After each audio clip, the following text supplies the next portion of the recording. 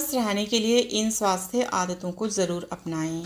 Number 1, sweet dish खाएं पर smartly.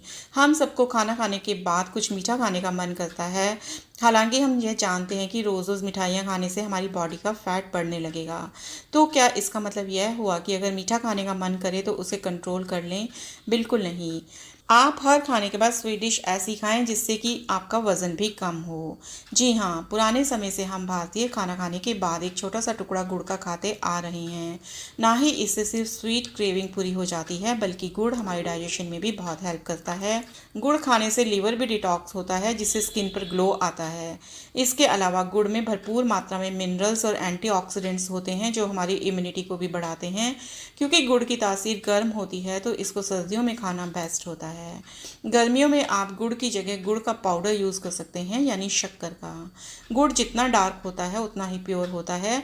खाना खाने के बाद गुड़ के साथ सौंफ और अजवाइन खाना सभी डाइजेस्टिव प्रॉब्लम्स की सबसे अच्छी दवा है। नंबर 2, रिफाइंड नमक नहीं खाएं। नमक हमारी डाइट का बहुत महत्वपूर्ण भाग है। इसके बिना खाने में कोई स्वाद नहीं आता।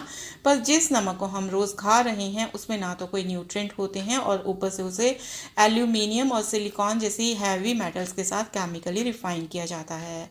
हमारी बॉडी इस रिफाइंड फ्री फ्लोइंग नमक को अच्छे से पचा नहीं पाती, जिसकी वजह से ब्लड प्रेशर जैसी प्रॉब्लम आती है। हम भारतीयों को एक अच्छी खासी आयोडीन दालों, सब्जियों और मसालों से वैसे ही मिल जाती है, और यह अलग से डाला हुआ पोटेशियम आयोडाइड पुरुषों में शुक्राणु काउंट को घटाता है। तो क्या करें? क्या बिना नमक का खाना खाएं? बिल्कुल नहीं। आपको बस रिफाइंड नमक को सेंधा नमक से रिप्लेस कर देना है, क्योंकि सेंधा नमक वैसा ही टेस्ट देता है और ऊपर से विटामिन मिनरल से भरपूर होता है। सेंधे नमक को हिमालयन पिंक सॉल्ट और रॉक सॉल्ट भी कहते हैं। यह बिल्कुल नेचुरल होता है और इसकी कोई केमिकल रिफाइनरी नहीं की जाती। तो ये है टेस्ट भी और हेल्थ भी। स्वस्थ रहने के लिए खाने को टेस्ट करें, ठूस से नहीं। खाना जब बहुत टेस्टी होता है तो हम उसे इंजॉय करते हैं, और ये सिर्फ हमारी जीभ की वजह से है जो हमें यह एहसास देती है। एक बार खाना मुंह से निकलकर पेट में पहुंच गया तो हमें पता भी नहीं चलता। कहने का मतलब यह है कि हम खाने को तभी इंजॉय कर पाते हैं जब वो मुंह में होता है। हम अक्सर खाना खाते नहीं बल्कि ठूसते हैं, जबकि एक स्वस्थ आदत है कि खाना हमारे मुंह में ज़्यादा से ज़्यादा टाइम के लिए रहे, ताकि हम उसे अच्छे से टेस्ट कर सकें, इंजॉय कर सकें। ऐसा करने से खाने का पूरा स्वाद तो मिलता ही है, बल्कि खाना बहुत अच्छे से डाइजेस्ट भी होता है।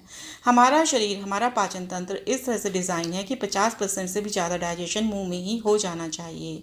अगर हम खाने को बहुत जल्दी जल्दी ठूस लेंगे तो खाने को पचाने के लिए पेट को बहुत ज़्यादा मशक्क़त करनी पड़ेगी, और ज़्यादातर केसेस में खाना पच भी नहीं पाता। इसी से नींद आती है, इंडाइजेशन होती है और क्रॉनिक डिजीजेस आने लगती हैं।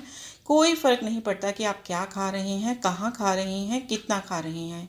इतना पक्का सोच लें कि खाने को अच्छी तरह से चबा चबा कर इंजॉय करके ही खाएं। आपकी ये हैबिट 80% से ज़्यादा प्रॉब्लम्स को ख़त्म कर सकती है। Thank you.